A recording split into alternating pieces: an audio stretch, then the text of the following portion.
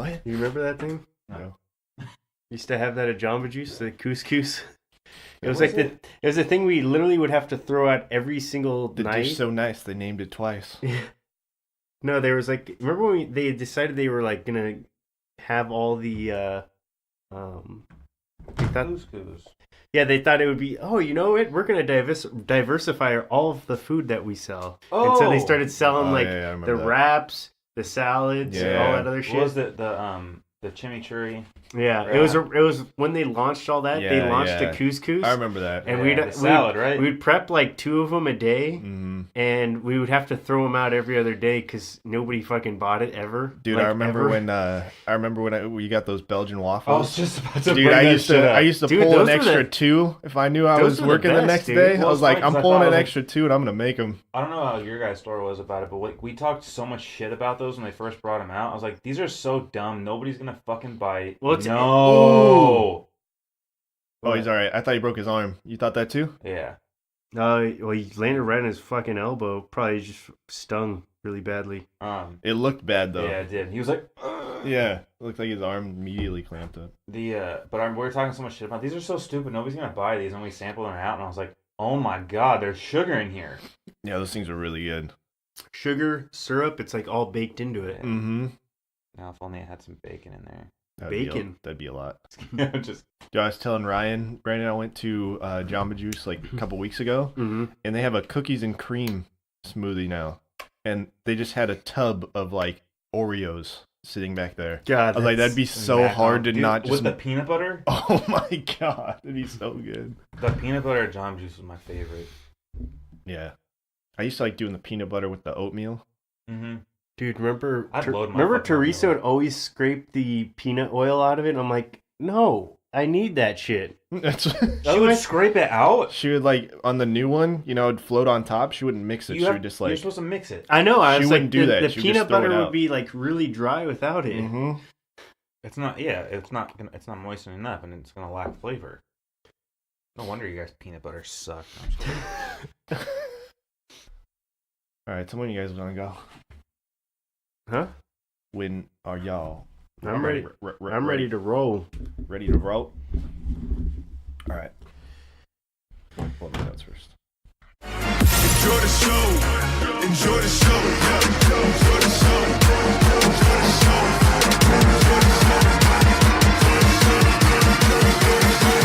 Lights, camera, action. What's up, everybody? Episode 24. We took a week off last week. It was holidays. Thanksgiving's on a Thursday. We usually record on a Thursday. Sunday edition. So this is a Sunday edition, and we're maybe pump out 2 this week. I don't know. Get back on track. We'll see what happens. Yep. But yeah. Anyways, happy Thanksgiving, guys. How was the Thanksgiving? It was good, man. It was good. We spent it at my parents' house. Nice. Niece and nephew came over. One of my mom's friends, one of our neighbors, came over. Played some darts. Cooked some food. It was a good time. Gotta play darts. That's We had a dartboard now, so you guys come over. Yeah. I remember you saying It's right that, by and the it's pool. like- We have a pool now too, so Yeah, I saw that. And, yeah, I saw With a little the girls had jacuzzi? the bridal shower too. Oh yeah. The girl. Yes. So that was last week. That's why we took the week off. It was like Yeah. So long damn, ago. Yeah. Yeah, it's been a while. Yeah. Think back. Well, because we did ours on a Tuesday the last time that's too. right. So yeah. So we It's been almost 2 weeks. That's yes, right, yeah. that's correct. So we Damn, we got Saquon, the yeah. I know I saw that. the bridal shower was fun. Hopefully the girls had a good time. I know Shaylee had a great time. Yeah. Got a bunch of our presents. Thank you to everybody who got us stuff. I put together this little video beforehand, and it was a game that my sister wanted to play where Shaylee is like asked a question about our Uh-huh. relationship, and then it's played over with me answering.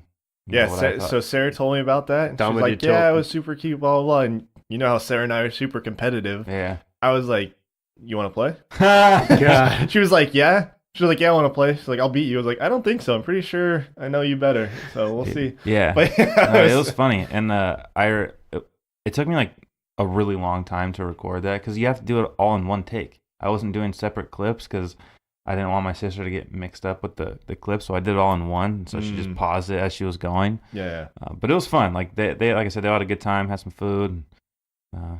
80 something days to the wedding now, so on an official countdown.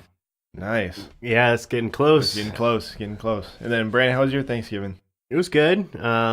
Me and my brother traditionally every year we go skating up in Alga Norte, basically Carlsbad. Oh yeah. And I saw the we go snaps. with our buddy Paul, who skates a lot, and then our friend Lou, who usually goes with us as well. He's actually in a wedding in the Philippines right now, so he didn't go with us, but it was raining in the morning, so it kind of sucked. It put a little damper on it, but we still skated anyways. Yeah. And my board was really old, and so I didn't really give a crap about it. So ended up getting waterlogged, and I was like, all right, I'm done with this board anyways. But yeah, it was fun. Fell, messed up my hand pretty badly, but yeah, my brother was giving me a hard time because I was complaining about how much my wrist hurt, and I sent him a picture yesterday. I'm like, this is what my palm should be looking like, and this is how it looks now.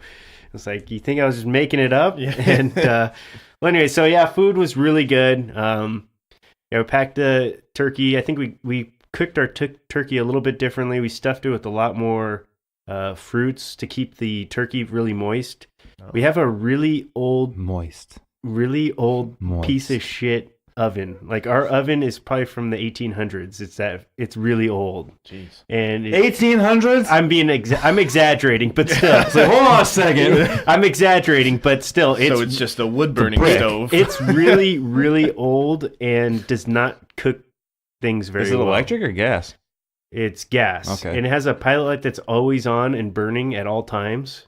And That sounds up to code. yeah. And it doesn't have a fume House hood in or North anything Park like burned that. down. And Yeah, right. yeah, this thing's just a train wreck to cook with. And my dad, it's like a family heirloom, I guess.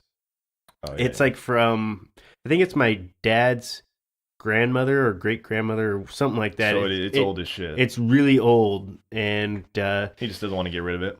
yeah, he Yeah. won't conform to it. He's like, well, we gotta get, because apparently if you buy the refrigerator and the oven, you get the dishwasher for free or something like that. There's some like deal that goes on with the Where's that at? with Yeah, the where's with the that? kitchen appliance. I don't know. That's my parents keep telling me that. They might be full of it and just be saying it just to prolong getting new appliances, but yeah. So If they know where it is, let me know. I mean, Yeah. I need. I'm shit, sure they so- know. I bet you it's Lowe's or something. Lowe's or Home Depot. He's one like, of no, those. I've been there. Nah, I know that. I haven't I- asked them about that though. So The secret yeah, I mean, the deal. food came out really good. All the there was not really, we were pretty much sold out of all the stuffing everywhere, so we had a hard time finding that. But Yeah. oh, there we go, my boy Nick Chubb with the touchdown. Baker Mayfield with his 4th touchdown pass in the first half. But That was a dime. yeah, it was a good Thanksgiving. How was yours? It was all right. It was the first one without Grandpa, and he usually does the turkey, or he usually helps my dad with the turkey. So, and then my aunt and uncle and cousins, they didn't come over. They did their own thing. So it was really just like regular dinner with my parents. We just made a shit ton of food. Mhm. Like my dad made like a 8-pound turkey or something, or 12-pound turkey, and then Jeez. Mhm. I did a 4-pound prime rib, and my mom did a bunch of sides. So we have leftovers for days, which Hey, is good. But We actually ran into your dad at Costco. I don't know if he told you. oh no, he didn't. That's yeah, funny. we had we were in like the frozen food aisle as Yeah. I went with my parents because we were like buying all the Thanksgiving stuff, and I was gonna like shoulder check him, you know, and like because he didn't see me, and he like turned around right when I didn't, kind of spoiled my fun there, but That's funny. but I look in his cart. A bunch of booze, like that's Oh, like yeah. half the cart was full of alcohol. I was like, oh, okay, yeah, we were ready to go. I shopping mean, smart. Yeah, we definitely drank for more than enough people too than they were there. But yeah, no, it was still a good time. It was fun to be around family and stuff. And then obviously I'm trying to retrofit this house, so I made some Black Friday purchases too. Nice. Got some speakers. They got a Google Home Mini. Got some stuff like that. Did you guys do any Black Friday shopping? No. Well, you don't really have to, I guess. You got a wedding coming up, so people will buy you Dude, stuff. can I just tell you, like, again, like, we got like half our registry delivered to our house. Yeah. So I spent this last week literally unboxing everything. So finally, everything is unboxed and put away. Now I just got a couple boxes that I gotta take out to recycle. But Can you use that stuff yet? Don't you have to wait till after you're married? No, if it's a shower gift, you can use it. A what? If it like a shower gift, like a bridal shower. Yeah, right? I thought you were like a bathroom. Oh no. Child's like, what, Yeah, people are just giving you soap? Like, what the fuck? If it was a gift she got at the shower, we could use it. But yeah, I was like, oh my gosh, I'm so happy this is all done with. And Shaylee's like, oh yeah, well, it's only half our registry. I was like, no, shut your mouth. I'm not doing this anymore.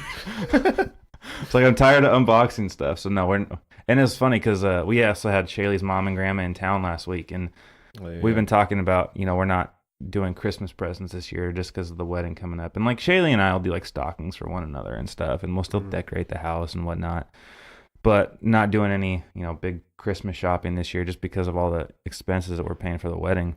Yeah. And smart. Yeah, and I'm going through all the boxes and stuff. I was like, we don't need to do Christmas. This is insane. I don't want to unwrap anything else. You should just like wrap a couple of them up for Shaylee. I know, right? Shove them in her stocking. I know we said no gifts, but I got you this. Yeah. Well, I'm like, and she's listening to the podcast right now. I know, right? No, but we got some like cool stuff that we're gonna do for her parents for the wedding. That'll be incorporated in Christmas. We got that shower that we're going to in Indiana in December. And so there'll be more stuff to unwrap, but it's been a fun process. But yeah, no Black Friday shopping. I do need a new TV, but that's on the... It's always fun getting stuff. You can't tell me you don't enjoy it. Oh, no, yeah. But no, that was just saying, like, that's why I'm not doing any Black Friday shopping for myself. Oh, yeah.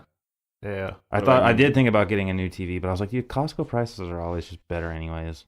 I mean, yeah, it's true. The TVs are so affordable now too. I mean, it's not bad. You can find such a nice TV nowadays, and it only costs you like.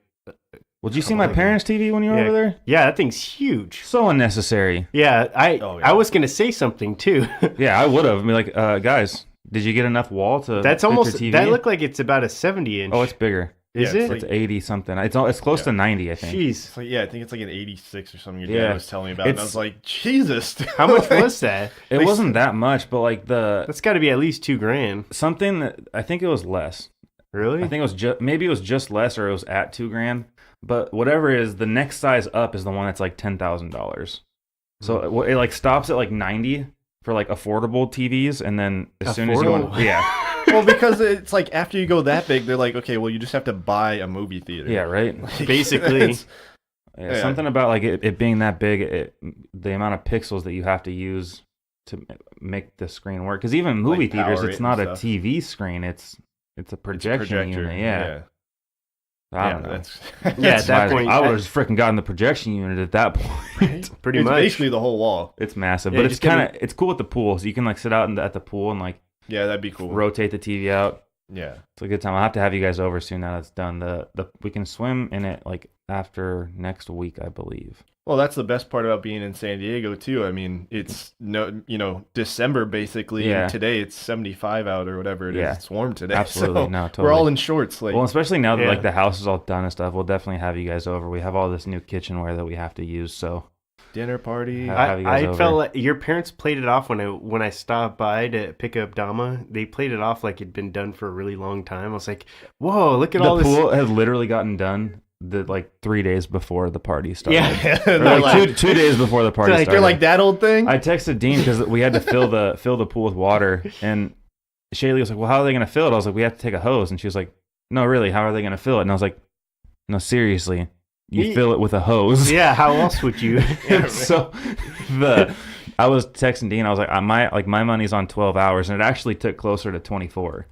I know. I didn't think it was going to take that long. I thought like 5 or 6 maybe. Yeah, I mean, it is 6 feet on like most big parts of it. So, and it it was the jacuzzi and the pool that had to get filled up. But it was like watching grass grow, man. Yeah. I don't know. Well, all right, let's get into it, I guess.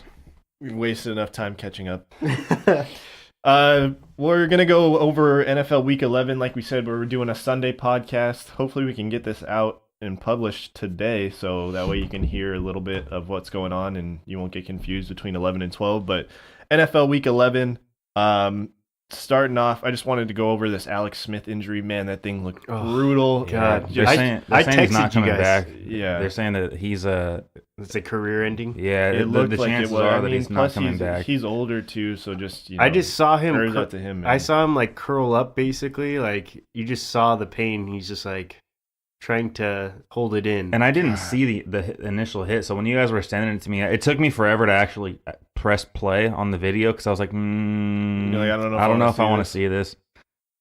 Yeah, so well, it like doesn't at first. It doesn't look that bad. You're like, oh, you just kind of got tackled or whatever, but then you just see his foot get caught and then just whip around. It's like, oh, I saw it happening. And I was looks like it hurts. Yeah, so I bad. cringed. Yeah, it no, literally. And the crazy part is, it's the anniversary of Theismann on that same day, same team. That was crazy. and it's just kind of He was there. yeah. He was at the game and he too. was there. God, That's crazy. Yeah, heart goes out. it was a brutal injury, and that's terrible. Yeah, Cole McCoy's not a bad quarterback, so I mean, I wouldn't want to say that their season's over, but with the way the Cowboys have been playing, it's hard to see them coming back and winning that division. Yeah, I agree. Well, speaking of the Cowboys, Week 11 they beat the Falcons. Now they're tied for first in the NFC East with the Redskins. I mean, Yeah, they have the tiebreaker over them based off of wins in the division, I believe is what it is, because they're in first place now. They're surging at the right time. Eagles are playing poorly. Giants are obviously out of it. Now with Alex Smith being out, if the Cowboys can keep this up, man, their defense has played well all year. Mhm. I feel like it's been Really underrated. Yeah. And I've been talking about it. And actually, Dean's pick for Defensive Player of the Year, Van Noy, the linebacker from Boise State, has been a huge bright spot in their defense. They have, probably the best chance to win that division. I know they have a couple tough games. I know they play the Saints after this week because they already had their game against the Redskins Thursday night, which they won.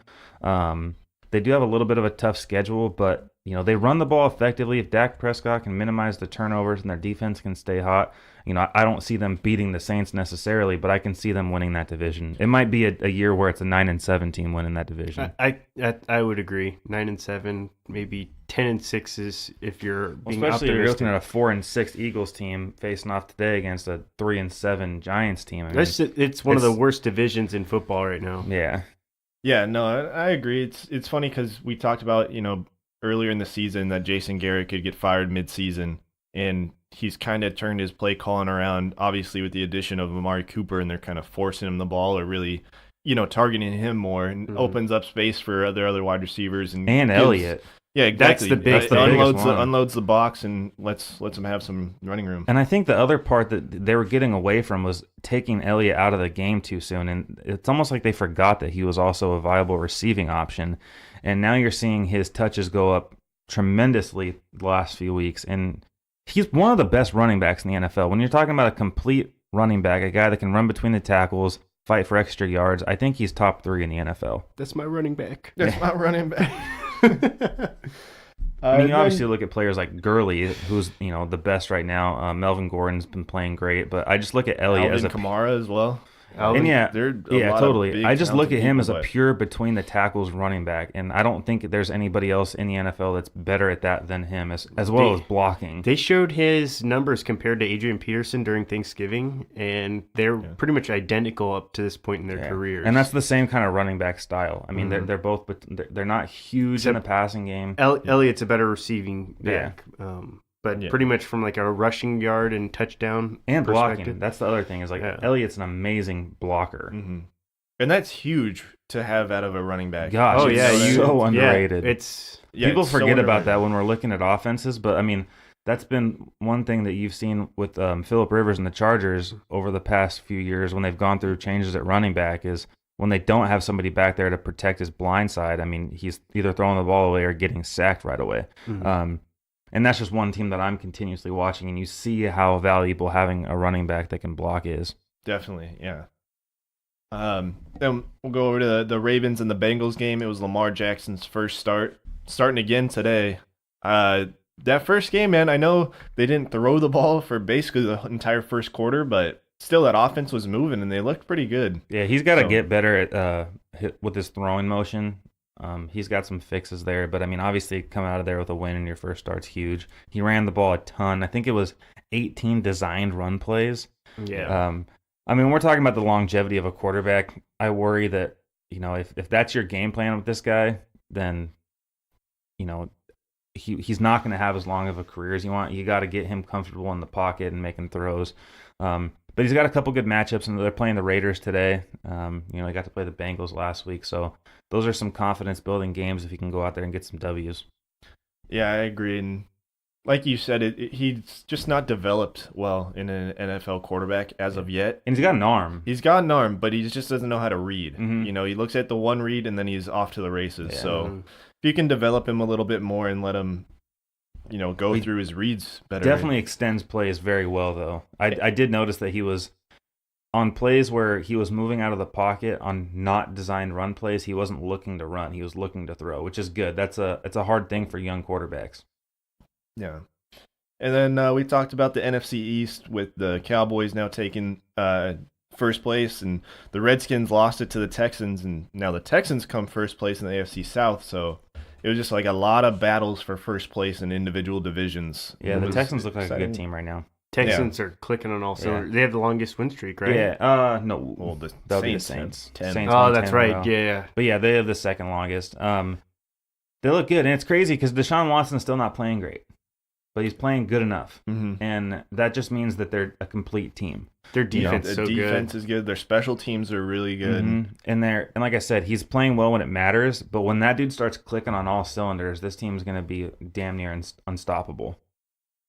Yeah. And that's only, and I don't say that as a negative, like, oh, he's still not playing great. We saw the ability that he had in, last year, and we've seen it at times this year. When he's back to his full self and, recovered from this injury, because, an ACL, it takes a long time to recover completely from that. Well, and just to build the confidence back in the strength. Yeah, this is still, this is like we said last week or, last Tuesday. This is like his rookie year part 2. I mean, he didn't have a full rookie season, so he's still learning, the speed and pace. And,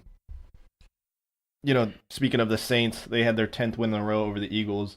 The Eagles, man, are just falling off. I don't know what happened from last year to this year. We're watching this game against the Giants. The Giants are up 19-11. Like, the Giants haven't scored this many points in the first half in the entire season. As we speak, the Eagles get an interception, though. So, guess they hear us talking shit. Yeah, the Eagles, it's rough. I mean, their defense isn't as good as they were last year. They're not playing as well together. Their offense, they're lacking a run game, which has been huge since they lost Jaleel Dye, and not having LeGarrette Blount there to have, we see his value with the Lions, when they won that game Thursday. It's hard when you don't have a run game. They have good weapons on the outside, but when you're constantly doing the same thing, it's rough to win. Yeah.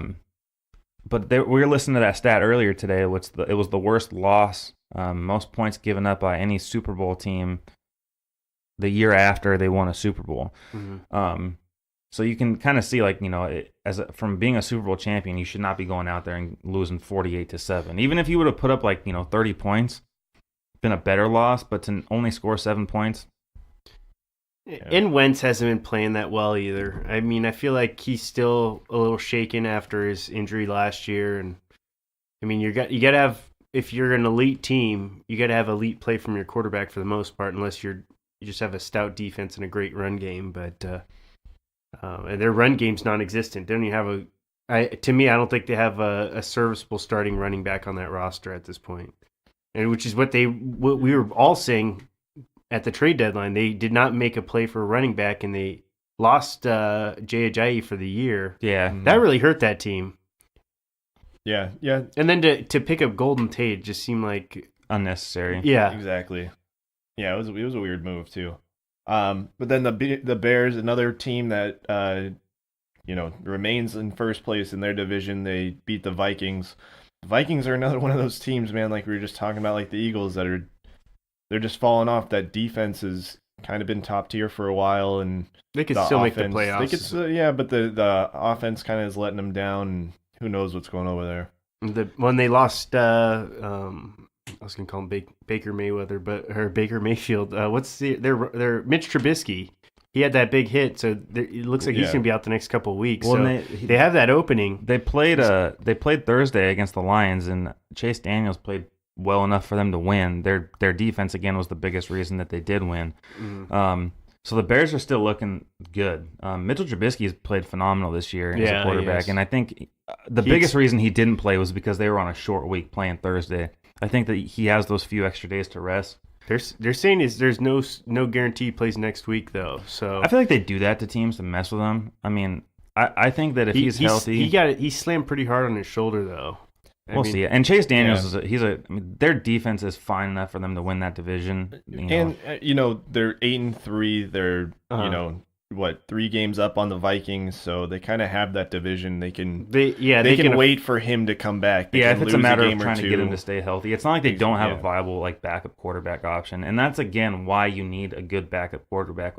When teams talk about spending money on players that aren't $5-10 million on a backup quarterback. These are exact positions that we're talking about. This is exactly why you do It's not that you need him for the rest of the year. You need him to, supplement a couple games because you do have the hold on your division. Mm-hmm. Yeah.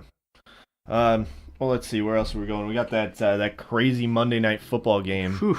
Just the Rams and the Chiefs. I think they're still scoring right now. Yeah, right? 105 points scored, most points ever in a Monday Night Football game, 773 games. It was crazy. And the most interesting part of that game was that all 3 phases of the ball were going. Offense was scoring points, defense was scoring points, special teams was pinning the ball and had excellent field position for the teams, I thought it was a stupid game. I definitely thought it was a little. It reminded me of arena hand. Football. Is what it was. It was arena football. But I don't blame the teams. I just blame the rule changes for the NFL. Well, and I said it like a couple of weeks ago on the podcast how these high scores are fun for not people that aren't like into that are fair weather fans. Yeah, they like for totally the sport. They don't look at it. They don't look at it as it's not good for the NFL. No, I mean it's exciting and you see it in basketball, baseball. You see every single sport is high scoring now. That game is my reason that neither of those 2 teams will play in the Super Bowl this year. To me, it just solidifies it because that I texted you guys, that had to have been the worst game played by a quarterback in NFL history. Oh, yeah. Patrick Mahomes lights out throwing the ball down the field, over 450 yards passing, 6 touchdowns, but he turned the ball over 5 times. You gotta play defense. Yeah, and if you turn the ball over 5 times in the game, you're never going to win. Well, that's the other thing, right? By himself, too. And he's turned the ball over 5 times by himself. 5 times they were his fault, and the Rams in turn scored on all 5 of those turnovers. Yeah. So that's another reason why you're not going to win. Yeah. I definitely would be less of a believer of the Chiefs than I would the Rams. I feel like the Rams defense can make plays when they need to. The only thing my only knock is that the Saints are good. Exactly. Too. They do look good. If the Saints weren't playing in that conference, then I would say absolutely there's not an offense that can keep up with the Rams pace to pace. That'll be a good game. But the Saints can keep up with them the entire time, and their defense has been shut down the last several weeks. Yeah, they have. They're turning into the defense that they were last year. So that's my only knock. The Chiefs, it's like you got to go through the Steelers again. You have to play, possibly the Patriots, the Ravens. They'll play the Patriots. They have to play the Chargers defense again, which hasn't been looking as good, but it's still a better defense than what they've been playing. Yeah, so I feel like the Rams defense was like one of the better defenses that they've had to play. And if you look going forward, like the Steelers defense hasn't been playing that well this year. Playing better. I would say the Chargers defense is going to be their hardest defense that they're going to have to play. But even still, that offense is so high powered that Bosa's back, but then they lost Corey Liuget and Denzel Perryman for the year.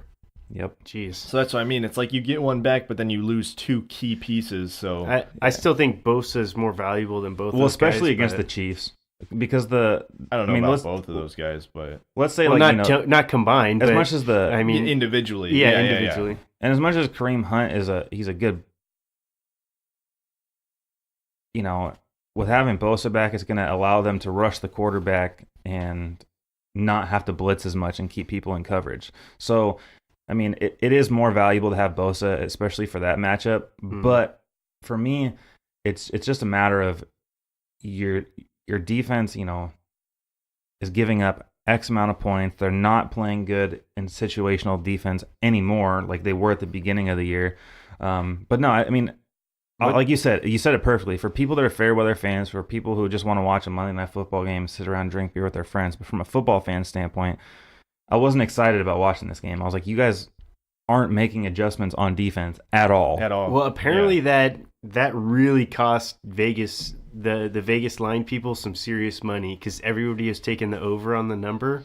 And it went way over the number. And I said that too, because originally I thought it was like 80 or something like that. Yeah. And then we found out that it was like 63, and I was like, they'll get that in the first half. Yeah. It was way too low. Yeah. You got to feel so shitty if you're the one person that went the under, though. You're like, oh, I'm going to go under. I don't think they're going to. Yeah, right. Like, what did you think was going to happen here? Come on. I would love to hear Ryan's thoughts on that Charger game, though. Damn it! I thought we left it off there for a reason. I left it off there on purpose. Okay. No, it's okay. I know he loves talking Chargers. It's okay. A resident Charger fan. Before you talk about the Chargers, dude, seriously, fuck the Chargers. I know. I'm so fucking done with the Chargers. I know. I did a 4-team parlay. 3 teams won. The Chargers were the last game, and they fucking lost to the Broncos. Yeah. After they blew it, too. Exactly. And it was like, dude, you guys have been on such a good year this year. These are games that you win. It's ridiculous.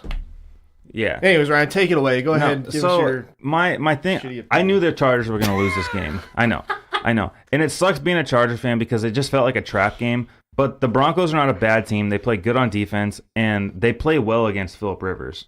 They play, Von Miller. He loves playing against Phillip Rivers. He's a pocket quarterback. He has the ability to pressure him and cause interceptions, which they did. With saying that, they had an opportunity to win, and those mistakes that you make, you can beat bad teams that way. You can go out and beat a team like the Raiders. You can beat a team like the Bills. But the situation that the Chargers are in now is, they have to win half of their next games. They have 6 more games. They have to go 10-6 to make the playoffs. Luckily the Chiefs lost and they're still only 1 game out of first place. But to me, that's looking like a pipe dream. They need to beat a good team. They have the Steelers and they have the Chiefs left on their schedule. For me to sit there and think that, not saying that they're a Super Bowl contending team, but to think that they're a team that can make a run in the playoffs, to win a playoff game, they need to go out and beat a team like the Steelers or the Chiefs. That is a for sure for me.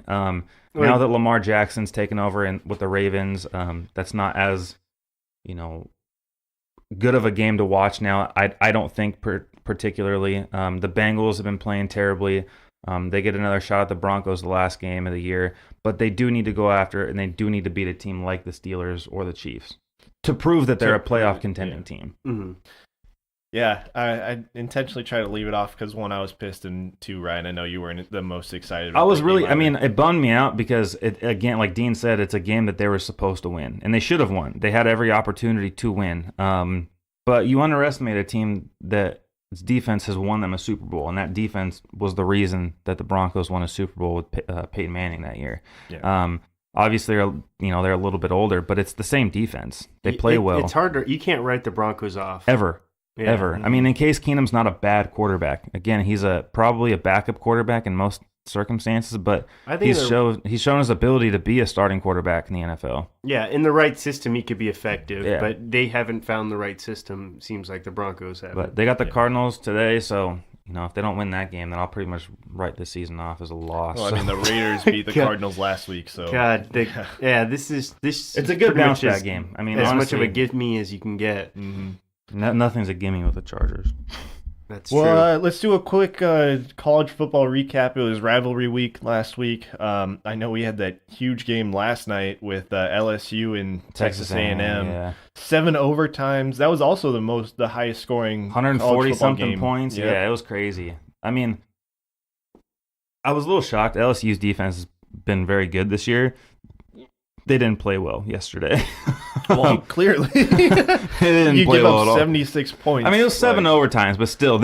So is it in college, is the overtime, is it sudden death, or is it the end of the quarter? It's 1v1, you get the ball, and then 25 going in. Yeah, so okay. after the first 3 That's overtimes. right. I remember that. Yeah, after the first 3 overtimes, you have to go for 2 instead of kicking the extra point. And that's right. That's how they won it. They went for, or they got the 2-point conversion. Yep, it was a crazy game. It was, I mean, again, a lot reminded me of arena football, but I hate high scoring. I do too. I I like defense. Like exactly. I mean, I 30 like some points is scoring. fine. 30 points is a lot for me. I like some scoring, but not that much. It's just I just want to see stops. You know. yeah. Yeah. I want to see them have to punt the I know. ball. Like that's such a victory. Me and like, Dean you are see huge the defensive fans, so like I like third down. Yeah. I like third down plays where you're like, all right, they got to make a play here on defense. like 21-17, like that's a perfect That's NFL a score for perfect me. score. Yeah. Yeah. That's a perfect score. That 21-17. means people are playing good situational defense. People underestimate what settling for a field goal actually does to teams, and how it can come back and bite you in the ass later on. Well, not only that, but it's like you see the offense power through with long drives. Yeah. You have a 21-17. That means that you're not on the field you're on the field for a long time, but you're not moving the ball very well. Totally. Well, and Ohio State beat Michigan yesterday in rivalry week to probably put them into the top 6 with the chance to possibly make the college football playoff if they can beat Northwestern.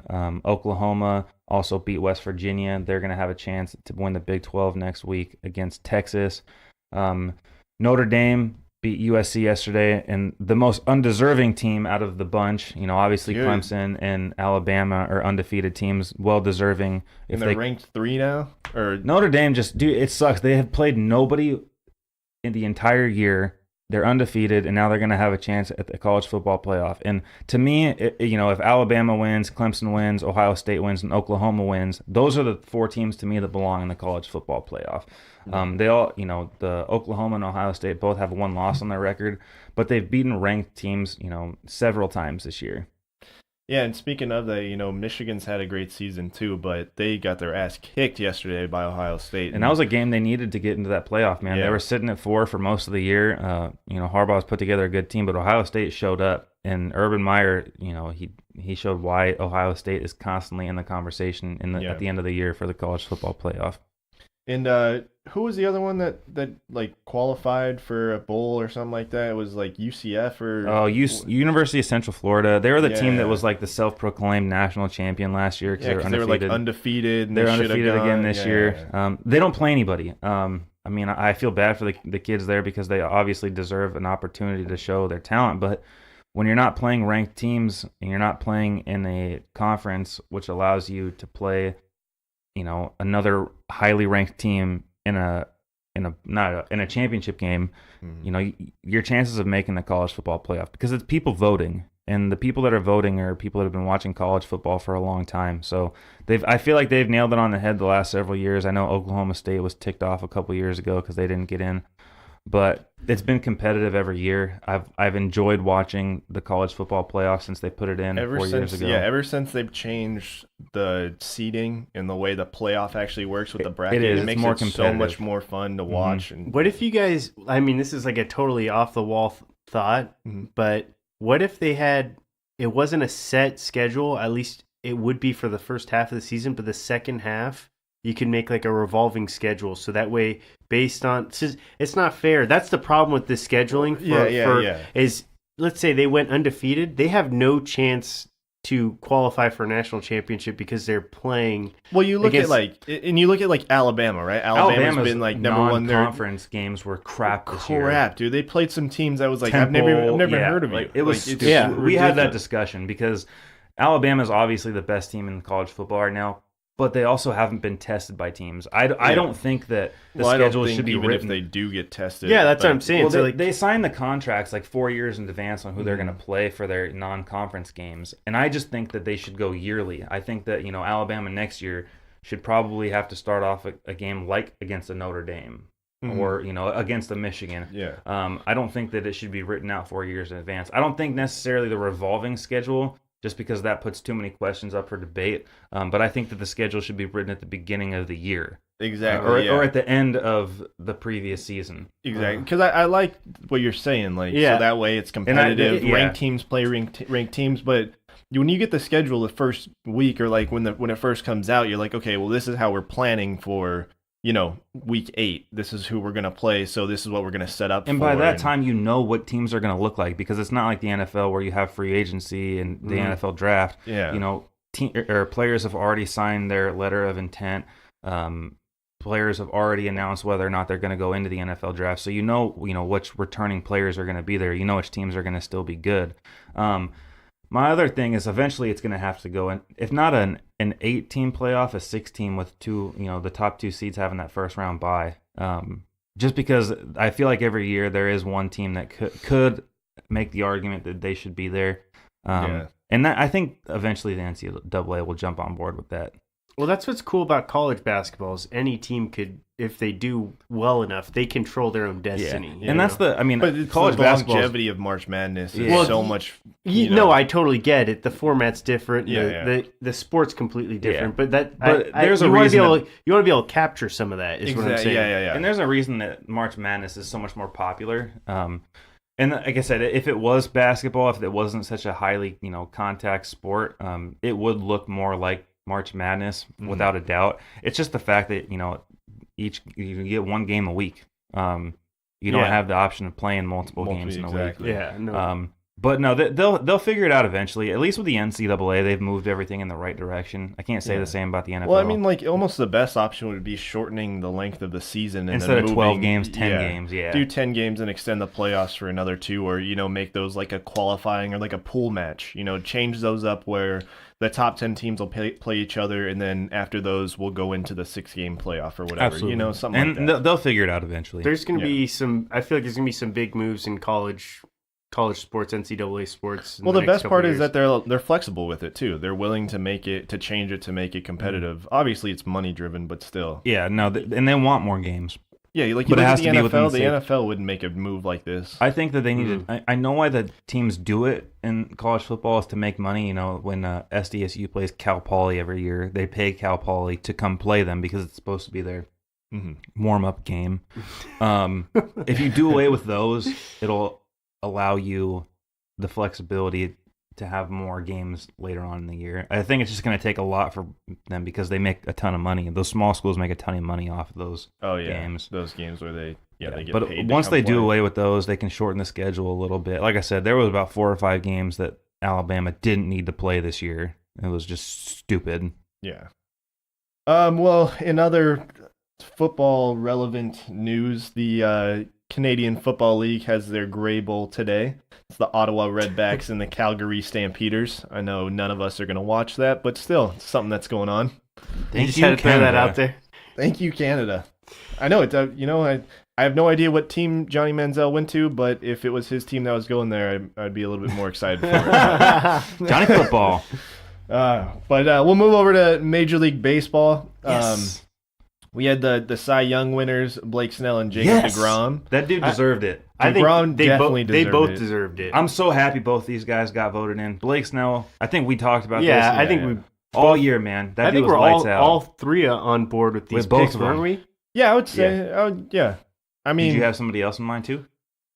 For sure, I know you for sure had DeGrom, but Yeah, for is sure it had Blake DeGrom. Snell or I know you like Severino or Yeah, I mean, I don't think Severino deserved it, but I just think there was a lot of other, like Blake Snell. I don't know. I'm not mad at the pick. I just think that there could have been a couple. I just thought that he people- was so disrespected all year. He got left off the original All-Star Dude's a ballot, stud. and he had like a 1.5 ERA with like 10 wins.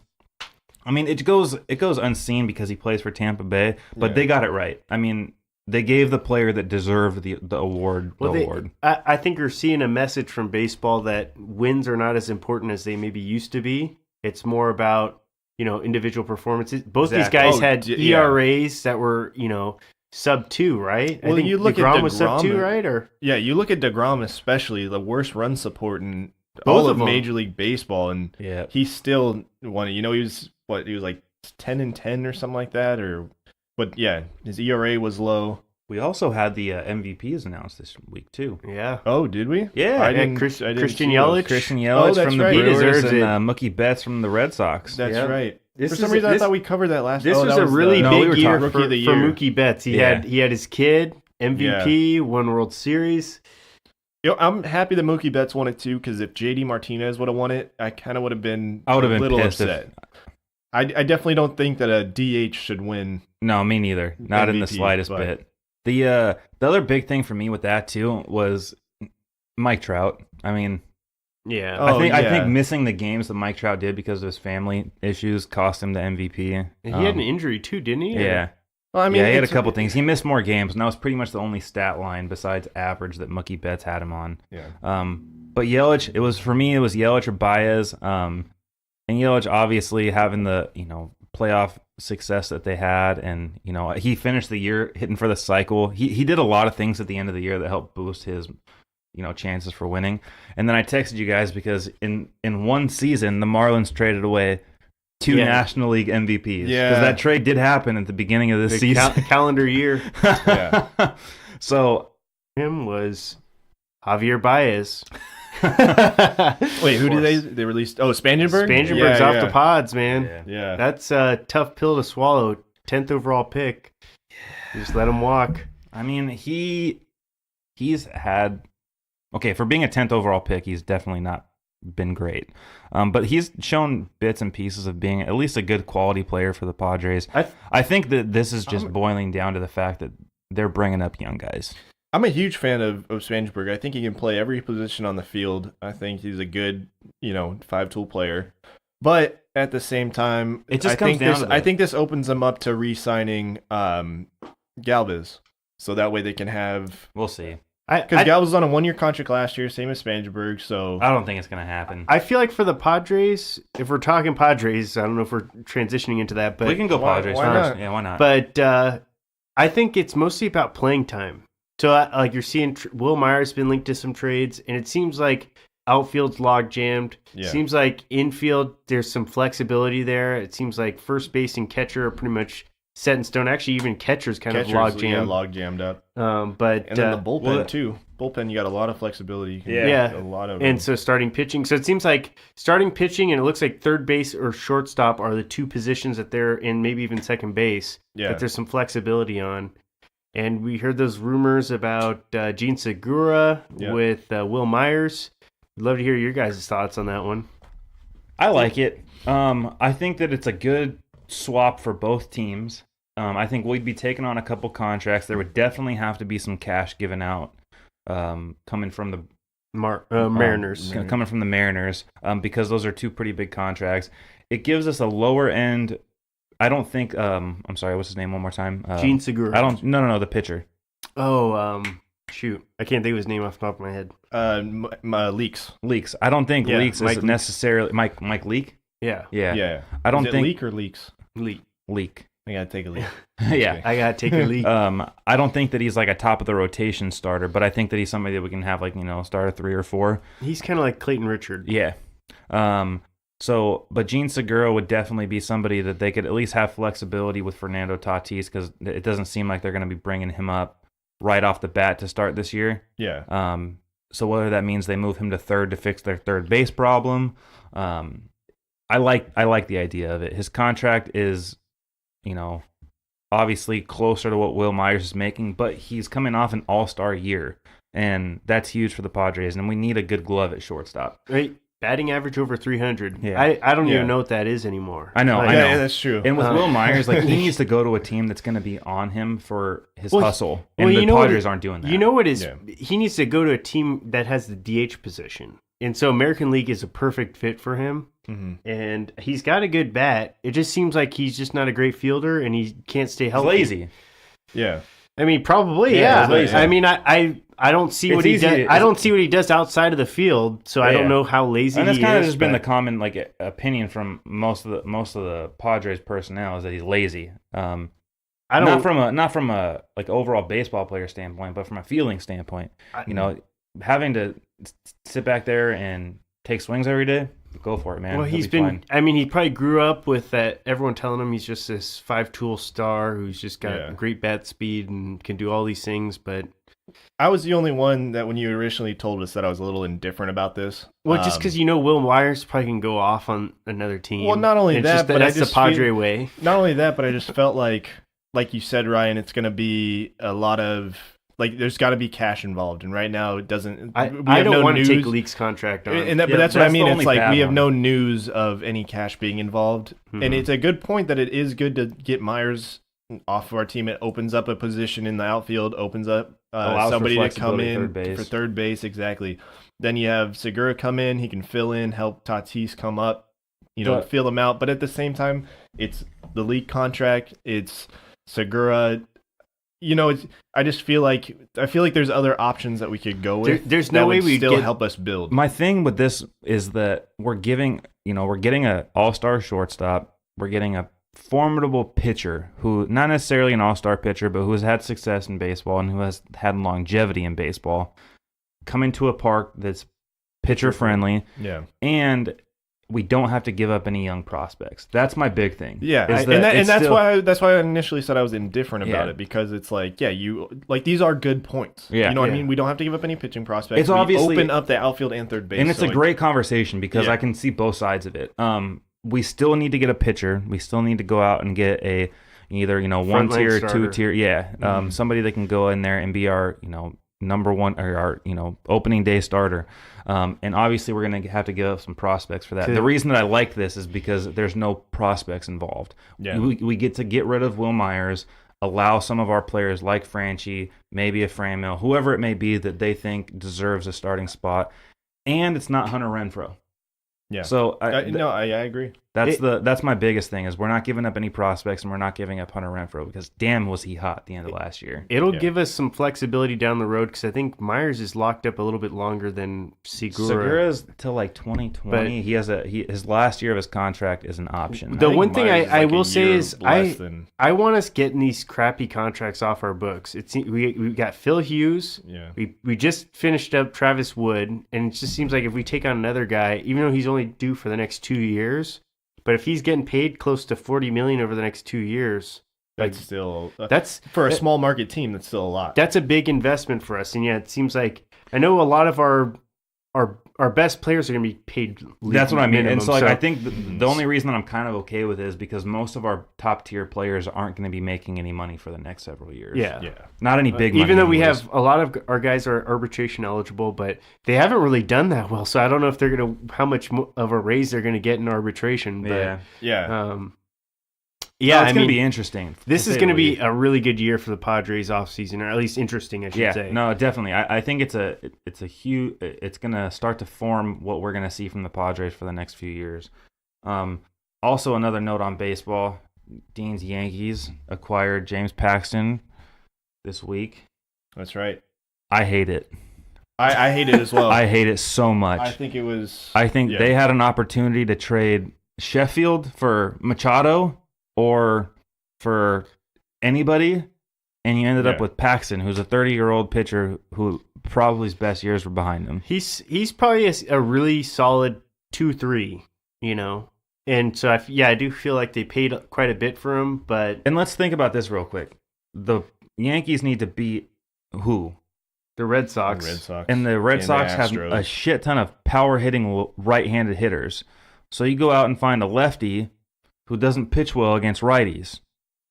I don't get it either. And you look at their bullpen last year, they had easily one of the top bullpens, maybe the top two bullpens in all of baseball, I would say, arguably. They had good depth. They have a lot of, You just didn't low need to ERAs, give up your top prospect. And you don't need, exactly. I just don't get it at all. It's all they had to offer, and I understand that, but not for him. Mm-mm. Yeah, if we're talking about a DeGrom or a Syndergaard, yes, absolutely. You'd have to obviously give him and a lot of other pieces, but they don't have a whole lot of other pieces. So like the one for one, no.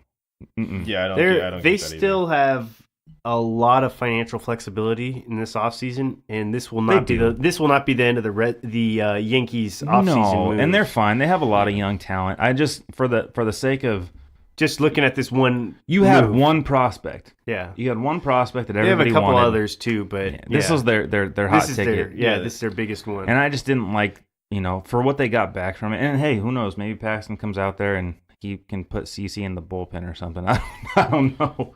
Yeah, they signed CC to a 1 year too, and I don't know. I mean, at first I was thinking, oh, he probably just wants a ring. Right now, like they look like they're primed. Maybe another year they get the ring, but he won one his rookie season with the Yankees, so that can't be the reason. Right now, I'm giving an L to the Yankees for their offseason. The only way that they're coming back with a W is if Brandon's prediction comes true.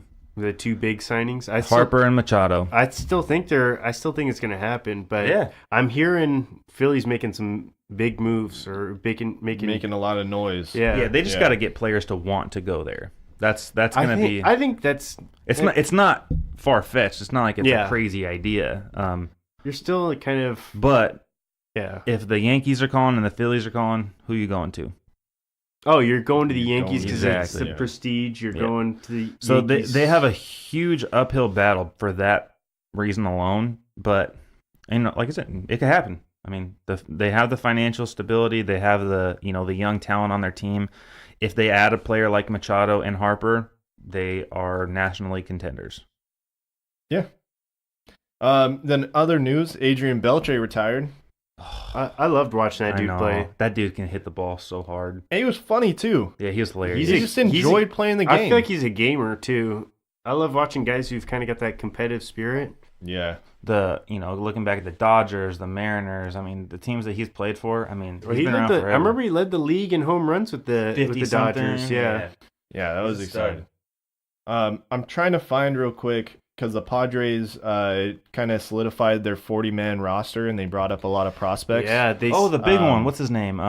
I'd sent you guys that picture and I just can't So find they it. let Christian Villanueva go. They sold him to a Japanese team. I saw that. That's fine. And then, yeah, he's not a part of the team's long-term plans, but it is kind of sad seeing a guy go who had hit 20 home runs a year ago. Not even in a really full season's worth of work, but They signed Cordoba too.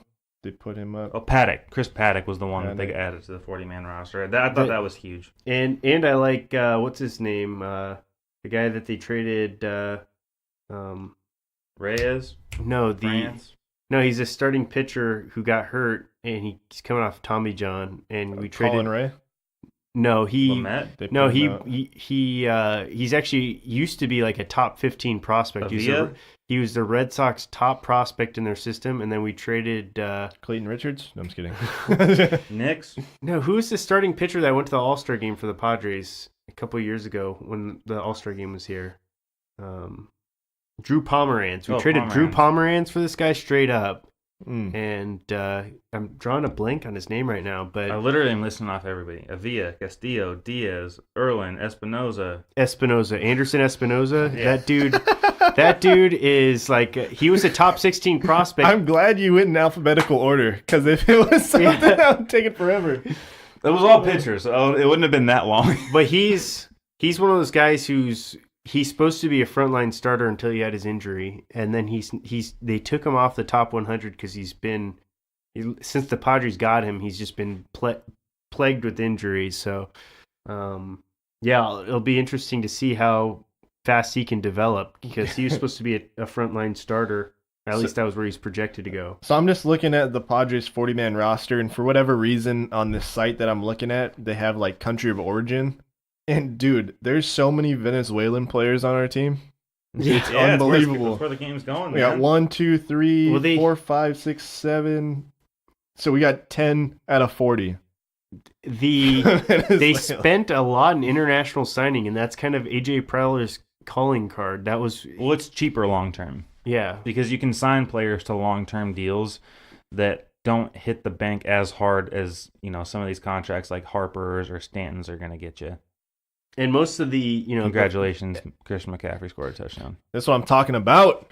And most of these, Going down, the domestic guys, you're gonna have to draft them. Those are guys you literally are drafting. You're not just signing them. Dude, this Espinoza kid, he's only 20 years old too. We got a lot of longevity on his career. He looks- Oh, we he got looks fantasy good. versus reality today too. That's right. Well, let's transition into let's that. do. You want to do NBA first? Just touch real quick and. I feel like we usually do fantasy reality mid segment. Yeah, All right, yeah. fantasy All reality. right. So I kind of got a mix of everything today, right? I went NFL, MLB, and NBA. Just kind of did a And whole some college. smorgasbord. First of all, we're gonna go with NFL. Hugh Jackson is named the Bengals head coach next season. I think it's true. Oof. I think it's a reality, and I don't think that it's a good reality, but I think they're stupid enough to do it. Sorry, Andy. I know you're listening to me. My client. Shout out to Andy Johnson. He's a huge Bengals fan. Oh, But that's tough. It sounds like something the Bengals would do at this point, to be honest with you. I mean, dude, Hugh Jackson, we're watching this Bengals game right now. He's on the sideline. And we said, like, there's no reason this dude should be out there right now. His title is literally assistant head, or isn't he like associate head coach? Yeah, or something? special associate head coach or something. Yeah, he's so like assistant to the regional manager. Marvin Lewis has never won a playoff game. He's 0-20 in the playoffs. Oh, God. And he's definitely on his way out. I'm not saying Hugh Jackson's a bad coach by any means. I don't think he's a bad coach at all. But he needs to go be a coordinator for a year. He needs to earn, get some confidence back, get on a winning team, earn his spot as a head coach. The dude has not had more than a win in a season as a head coach for the last 3 years. There's no reason that anybody should be thinking of him as their head coach right now. Brandon? I mean, I agree. They are a very stupid team, but I'm just as like a fan of watching good sport. I really hope that the Bengals do not bring him on as their head coach. Can I say, I love how me and Brandon have the same exact thought process, and I'm different opinions, but same thought. It's funny. It's like God, please don't. And it's like, they're going to. God, I hope they don't. And God, so yeah, for me, I'm gonna go fantasy because I'm hoping they don't make something that stupid.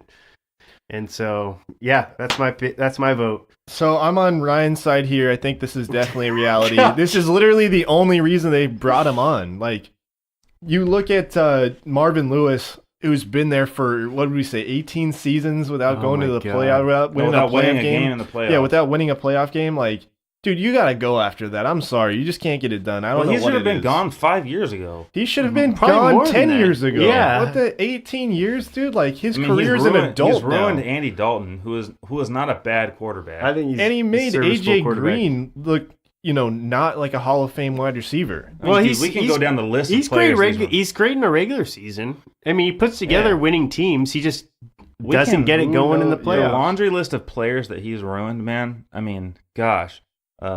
Hill, Chad Ochocinco, Giovanni Bernard. I mean, it's unreal.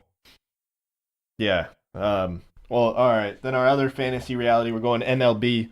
The Yankees make a deal with Giancarlo Stanton to sign Manny Machado and Bryce Harper.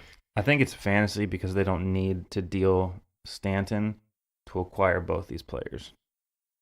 And I agree. I just think that team has so much financial flexibility this offseason. I've been talking about it. Dangerous, man. Yeah, and that team could just be a juggernaut. And if you could you imagine a lineup with Stanton, Machado, Harper, and Judge? Sanchez, and Torres. To throw Judge at the end of those three, it's already, that looks like an all-star lineup. Yes. Like, literally, I'm not talking about, like, that's an all-star lineup. That's all those bats are just big boppers that you'd be afraid to pitch to.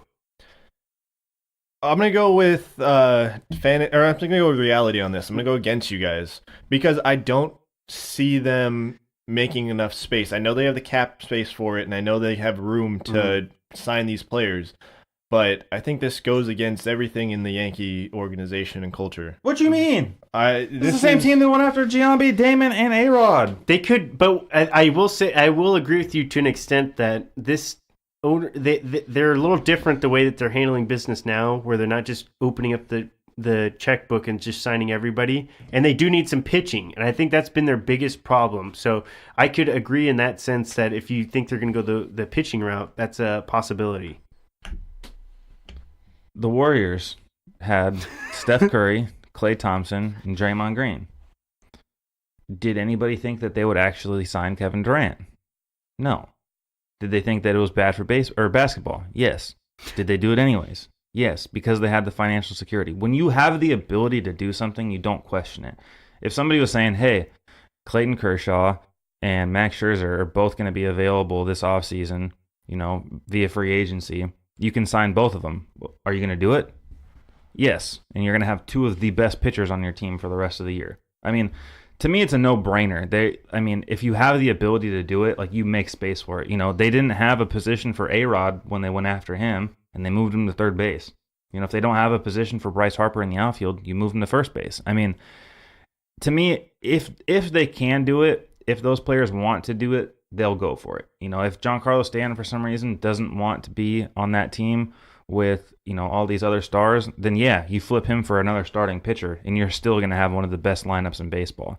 So to me, it doesn't seem like you have to move him in order to acquire those players. They probably already do have the best lineup in baseball at this point, in my opinion. For real. But Yeah. So I understand your point with the whole how Golden State, no one thought they were going to do it. They did it anyway, signed KD. But the difference is that Steph Curry, Klay Thompson, Draymond Green, those kind of players were internal organizational players that they kind of brought up. So that's the only reason why I see them being like, well, these are our guys, and we're just going to sign someone on top. Yeah. Well, they signed Stanton last season. They bring him in. They traded for him. Or they traded. That's what I mean. They traded for him. He's not really part of the upbringing like Didi, like Judge, like Sanchez, Bird. Like all these players, the Torres, like we're talking about. So I could see him when they sign a player like that, he wants to be the guy. Yeah, makes sense. I see it more or less like personalities are going to clash. That's why we're going to move these people. We can't have this many all-star studded people on our team. That's the only reason I see it would be managing egos, certainly. Yeah. So let's go to Fantasy versus Reality NBA edition. We'll go Celtics will have the NBA's best record. Brandon, you want to start with this one? I'm going fantasy. I mean, you're already seeing cracks in that team. They're offensively, that team just can't get it going. And I don't know if it's just because Gordon Hayward's not 100%. He's actually even willing to come off the bench right now. But it just seems like it doesn't seem like the team ball that they were playing last year is translating over to this year. So that team, I think defensively, they're still the best team in basketball right now defensively, but they can't score, and you can't win if you can't score. And especially in this day in basketball where the rules favor offense, I mean, you're just not going to be able to get it done. And they're already, at this point, I think they have I want to say they're below 500 or they're a 500 ball club right now. And, I mean, I will say that the best record's up for grabs right now. With so many teams competing, but I just don't see it happening. They'd have to win like 20 games in a row. Yeah, they really got to heat it up at this point. Yeah, I'm going to go fantasy as well. They have one of the best lineups, but, I mean, they're 9-9 right now, something like that, right? Yeah, Kyrie Irving doesn't play a lick of defense, and his offense. The other thing on that is Kyrie Irving should have signed his contract because he's losing money every game that they lose. I have no opinion on this. I just saw it somewhere and I read it, and I thought you guys would be interested. Other NBA one, we're gonna go with the Greek Freak wins NBA's MVP award. Ryan, why don't you lead us off first? Fantasy. There's one name. Hold on. I know who you're gonna say, and you're gonna steal it from Brandon. That's my prediction. Go. LeBron James. Oh, okay, never mind. I thought you were gonna say Anthony Davis. No, I'm actually.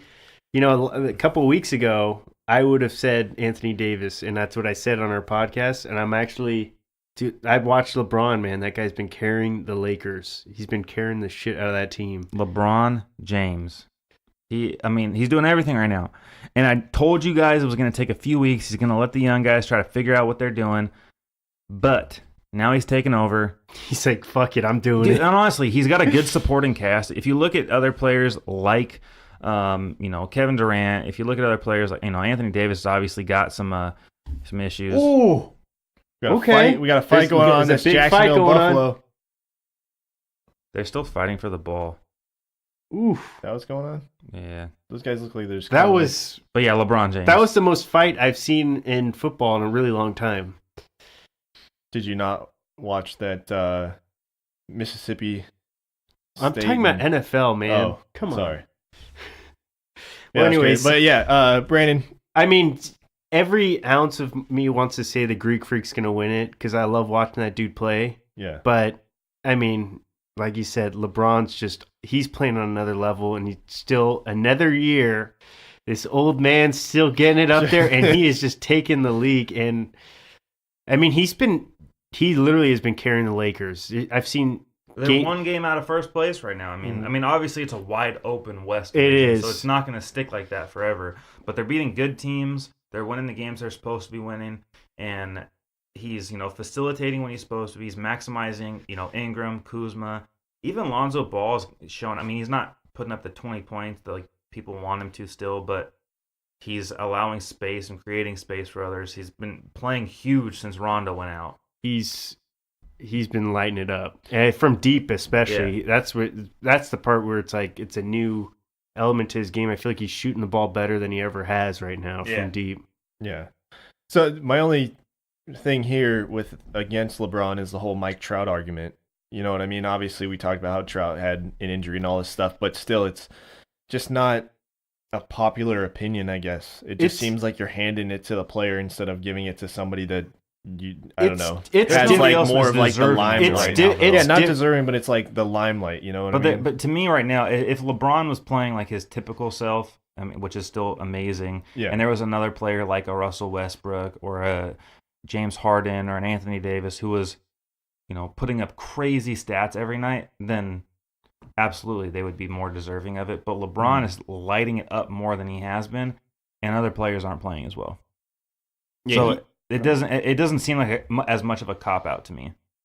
And he's playing. It's different when you go to a new team. Yeah. Also, it's not like it. Trout's played with the Angels every year. It's different because he's playing for the Lakers, who won 35 games last year, something like that. And then he's going to take them to a 50-win team this year. All right. Well, I've one more for you, fantasy reality. I didn't put in here. This is a Padres one. I just wanted to sneak it in that the Padres sign Nathan Eovaldi.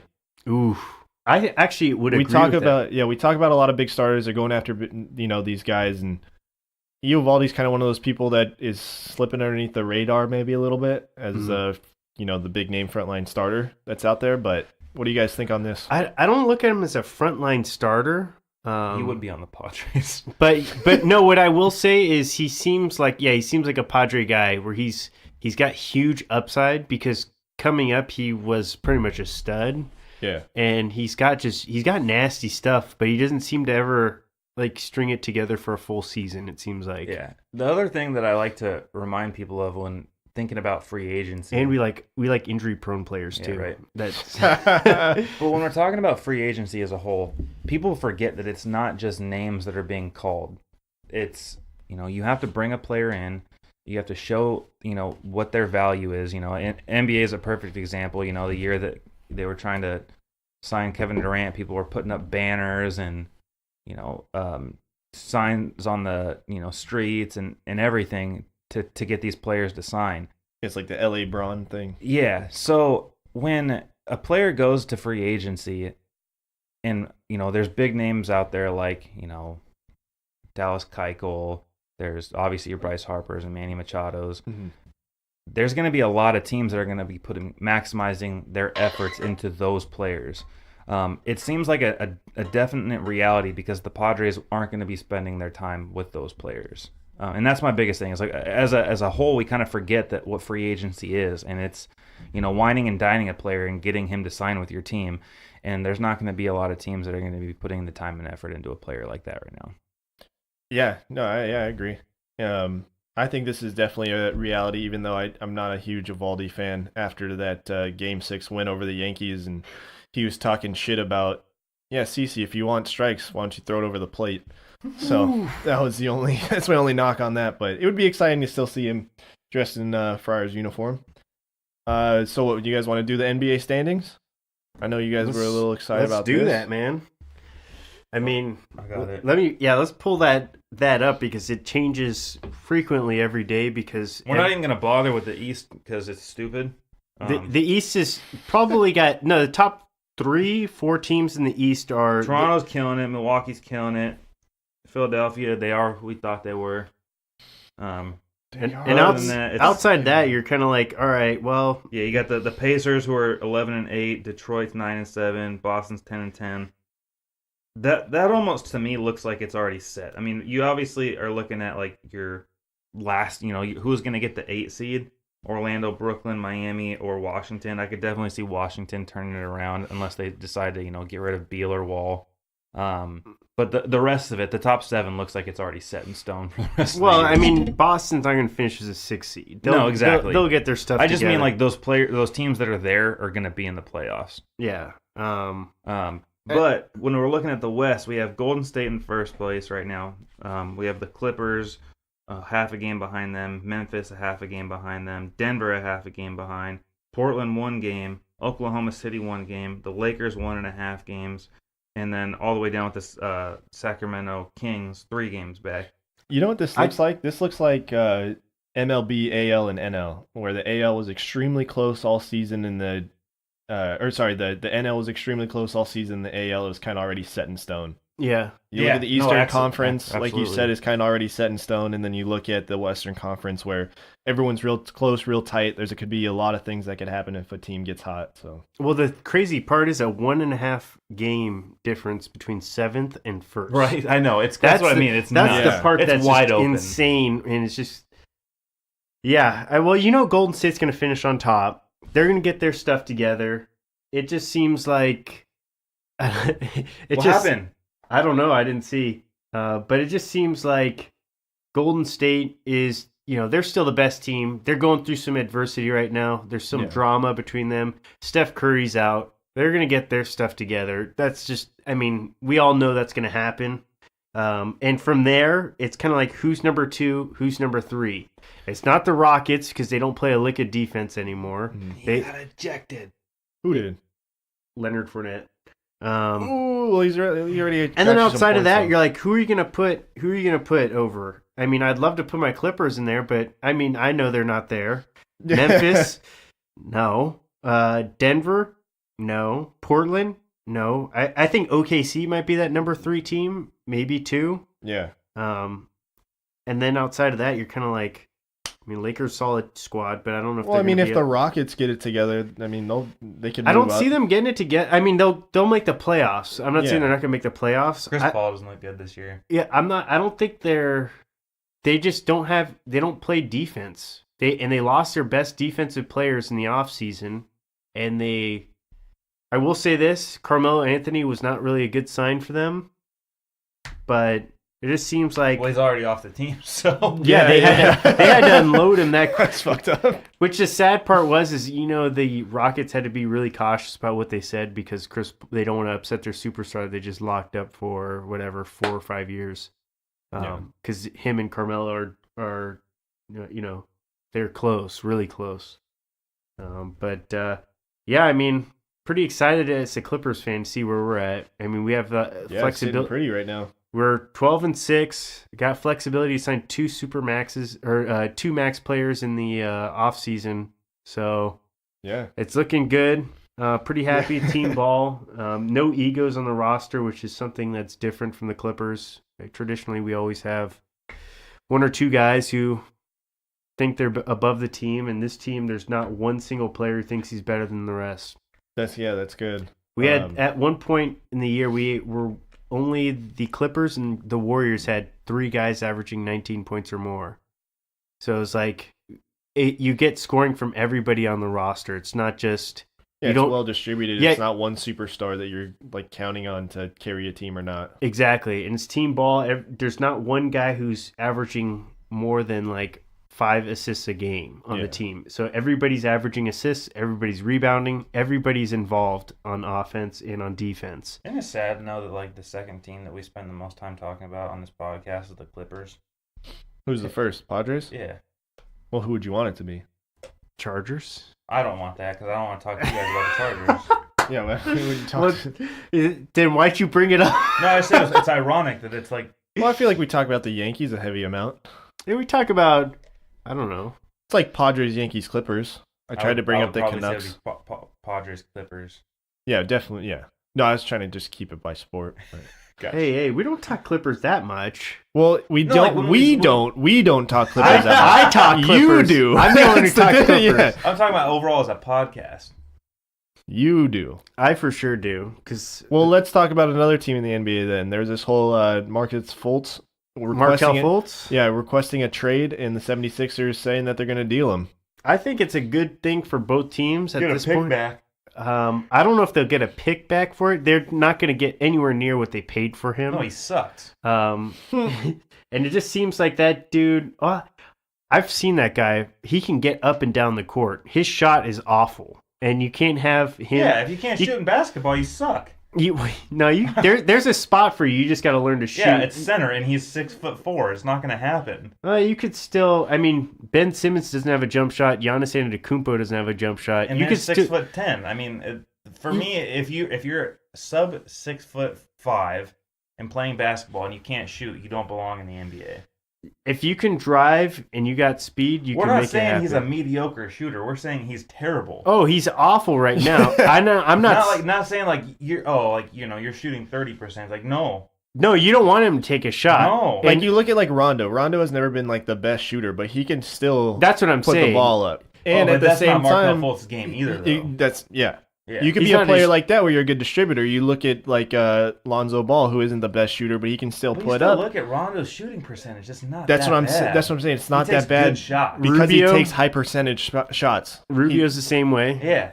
But they're Except high this percentage year, but- shots that they get, and they distribute the ball really well. Yeah. I just think he's definitely gotten off to a bad footing, and that's one of the reasons why he wants to leave. Second year. Well, it's really his first year because he didn't really play last year. It's his second year. But Don't Ben Simmons this. don't Ben Simmons this. I don't know. Ben Simmons won Rookie of the Year in his second year, and that's crap. So did Blake Griffin, but That's crap too. No more Clippers talk. No, I was kidding. There's no red shirts. Oh man. But anyway, so yeah, I think it would be good for both teams to just be done with him. I think if you're the 76ers, what would you ask for him though? Do you need a pick back? Because they already have a lot of picks coming down the pipeline. It seems like you need a shooter right now, and you have Jimmy Butler's coming on a 1-year deal. Kyle Korver. I mean, Korver's an option. I don't think Korver for Markelle Fultz is a fair trade. No, there would have to be some other. But yeah, But he's a shooter. well, you could do Korver and J.R. Smith's contract's awful, but I mean, certainly. Oh, that was the other news that I saw that the Cavaliers just said, yeah, you don't have to show up anymore. Basically. Like, nah, you're good, dude. Oh, he died. Yeah, that was rough. Yeah, J.R. Smith is not worthy of his contract, and yeah, I certainly would not want him on my roster with his $20+ million for mediocre sharpshooting numbers. Yeah, I don't know. All right, well, you guys want to wrap it up? Yeah, let's wrap it up. All right, wrap it up. Let's lock it up. I'm doing the stat of the day this week. You guys good with that? Yeah. All right, here we go. Stat of the day, dabba-dooba-doo, stat of the day, dat of the day. Here comes that what? Stat of the day. Bop. If 3-time Cy Young winner Clayton Kershaw were to break Cy Young's record of 511 wins, he'd need to stay at his current pace for the next 41 years until he were 68 years old. So that means that Clayton Kershaw would have to play until he was 68 to break Cy Young's record of 511 wins. That's crazy.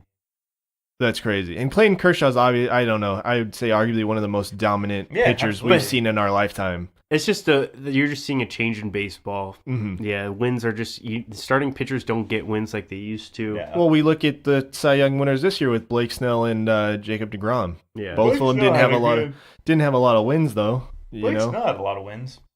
He had a decent amount. Yeah, he at least won 12 games or something. Well, that's what I mean. But you look at the overall amount of starts that he had. You know, he still had a lot of losses to his wins. Let's see. No. Well, 21-5. He was 21-5. Really? That's what Holy shit! What was deGrom? I thought deGrom was like 10-10. 8 or something like that. Dude, 26 starts? That's a shit ton of starts. That's what I was saying. I was like, it's more than that too, because you get no. Yeah, you get no Yeah. decisions and stuff, but guaranteed 20. That's a lot of starts, He dude. was 10-9. That's what I'm saying. Blake Snell was for sure deserving of it. Yeah, yeah, that's a great point. Yeah, I didn't know that he. I thought he just had a killer ERA, and I remember him having a winning record. He was 21-5. He was a 1.89 ERA. Yeah, no, okay, he's definitely the most deserved. Yeah. I was like, maybe Dean doesn't know, but Thanks for bringing that up. Yeah, Yeah. I definitely wholeheartedly agree with you now. Damn. it was 31 starts too. I'm glad for the Rays though. They deserve somebody like that. Oh yeah, I mean he's gonna look really good in a Yankee uniform in a few years. That's all you can hope for. or Red Sox. From a small market team. Dude, the Rays I'm or an literally are a- Astros or a Dodgers. No, It looks like the Dodgers are the one. I that feel like really the doing Rays it. just feed the rest of the AL East. Pretty Yeah, much. they do. That and Will Myers. Thanks, guys. Appreciate that. All right. Well, let's wrap it up. Episode 24. We are the Three Amigos in a Podcast. Again, you can listen to us anywhere you listen to podcasts. We did this one on a Sunday. Maybe we'll do another one on a Thursday. I don't know what we're doing anymore. We'll decide what days we're releasing podcasts now, but just stay up on wherever you listen to podcasts on it. You can also always get our podcast on our website, threeamigosinapodcast.wordpress.com, or send us an email, threeamigosinapodcast@gmail.com. Thank you, everybody. Thank you. Later.